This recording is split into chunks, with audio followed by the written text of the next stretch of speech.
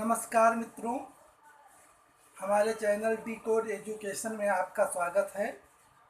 आज फिर मैं महत्वपूर्ण प्रश्नों की अद्भुत श्रृंखला लेकर आपके सामने प्रस्तुत हुआ हूं।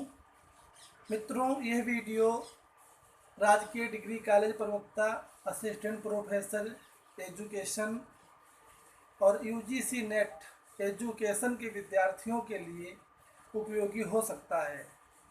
आइए इन महत्वपूर्ण प्रश्नों के बारे में जानने और समझने का प्रयास करते हैं।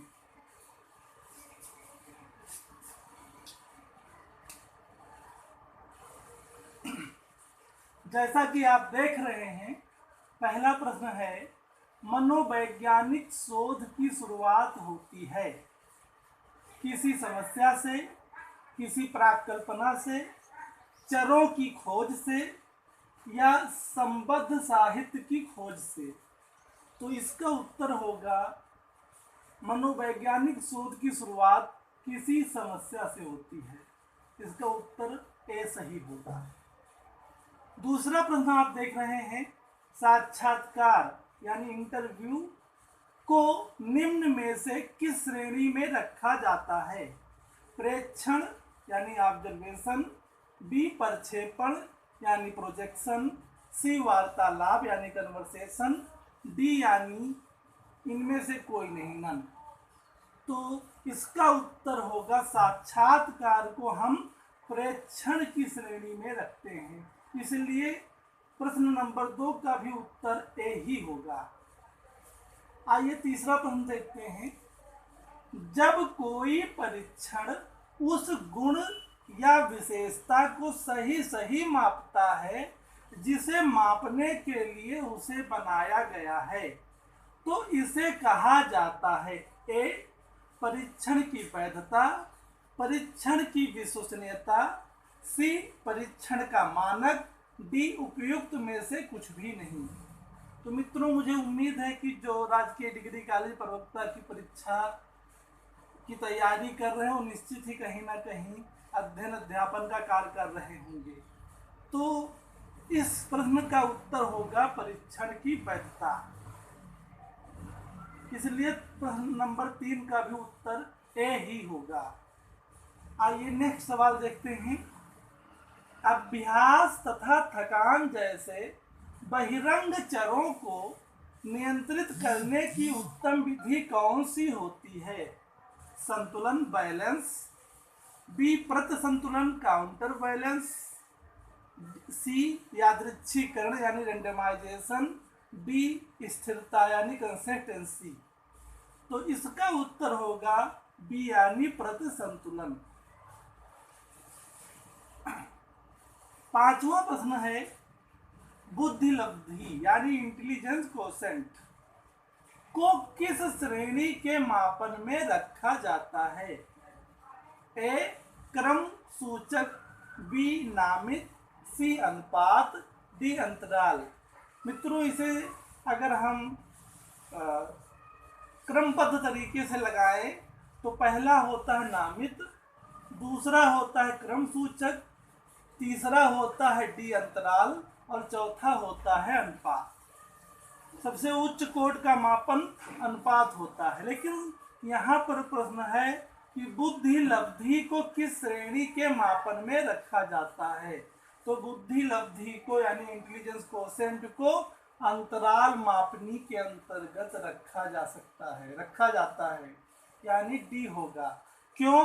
क्योंकि इसमें एग्जैक्ट 0 पॉइंट का अभाव होता है। 0 पॉइंट नहीं होता है। किसी भी व्यक्ति की बुद्धि 0 से नहीं शुरू होती है, इसलिए अंतराल मापनी होगा। नेक्स्ट क्वेश्चन, दो या अधिक चरों के बीच संभावित संबंधों के भविष्य कथन को समस्या कहते हैं, प्राक कल्पना कहते हैं, संरचना कहते हैं, सिद्धांत कहते हैं। तो दो या अधिक चरों के बीच संभावित संबंधों के भविष्य कथन को प्राक कल्पना यानी हाइपोथेसिस कहते हैं।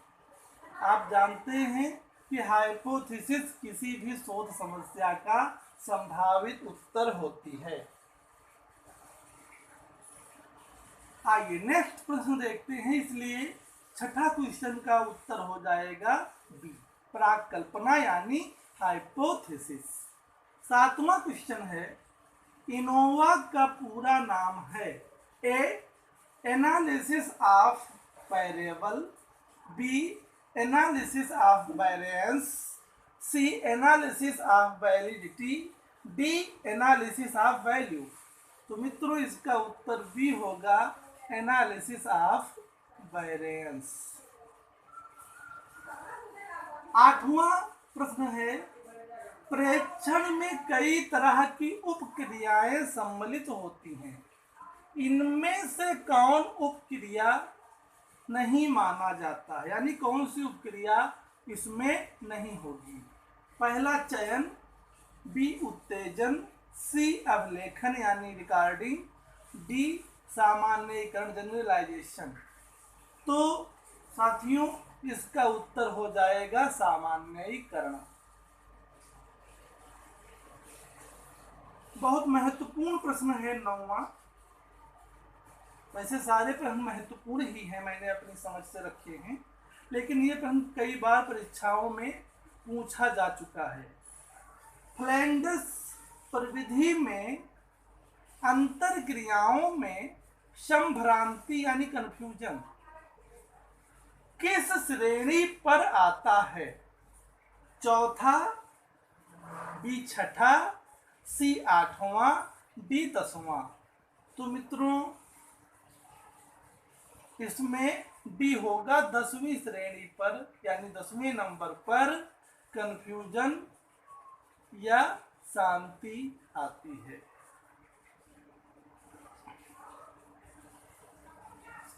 दसवां और अंतिम प्रश्न है, प्रयोगशाला में निम्नांकित में से कौन सा शोध अधिक किया जाता है? बी ए मूल शोध मतलब फंडामेंटल रिसर्च, बी प्रयुक्त शोध अप्लाइड रिसर्च, सी ऐतिहासिक शोध हिस्टोरिकल रिसर्च, डी वर्णनात्मक शोध डिस्क्रिप्टिव रिसर्च। तो प्रयोगशाला में फंडामेंटल रिसर्च अधिक किए जाते हैं। तो इस तरह से आपने देखा प्रयोगशाला में हम फंडामेंटल, जिसमें सिद्धांत निर्माण होते हैं, इस तरह के अधिक शोध किए जाते हैं। तो मित्रों उम्मीद है कि यह प्रश्न आपको समझ में आए होंगे। राजकीय डिग्री कॉलेज प्रवक्ता परीक्षा असिस्टेंट प्रोफेसर एजुकेशन की परीक्षा के लिए अथवा यूजीसी नेट एजुकेशन के लिए ये प्रश्न महत्वपूर्ण हो सकते हैं। इन प्रश्नों के द्वारा आप सेल्फ असेसमेंट कर सकते हैं। अगर यह सारे के सारे प्रश्न आप सॉल्व कर लेते हैं तो मित्रों मेरी उम्मीद है कि आप इन प्रतियोगी परीक्षाओं को अवश्य ही उत्तीर्ण कर सकते हैं। वीडियो देखने के लिए धन्यवाद।